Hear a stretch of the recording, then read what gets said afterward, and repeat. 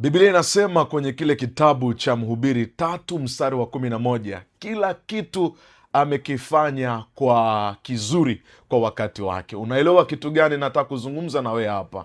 Mambo yote ya Mungu huwa yamefungwa ndani ya wakati, na wakati mwingine kama wakati bado haujatimia, si rahisi sana kila mtu kukuelewa. Wako watakao kulaumu, wako watakao kukataa, wako watakao kusema kile wanachokisema, na ile hali umekuwa ni mtu ambaye unajiombea au unaombea jambo fulani, na wakati mwingine usilelewe.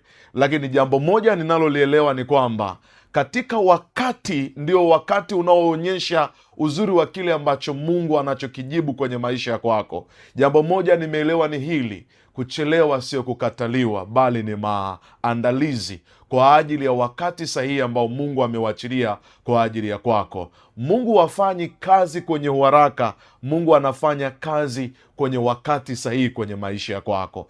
Na mimi nimekuombea kwenye jambo lolote lile, iwe umefika mahali wamekusema vibaya, umefika mahali umepoteza mvuto, watu wanasema hili wanasema lile, ninakuombea nguvu ya wakati wa Mungu ya kudhihirisha uzuri wake kwenye maisha ya kwako ukapate kutimilika kwenye maisha ya kwako katika jina la Yesu.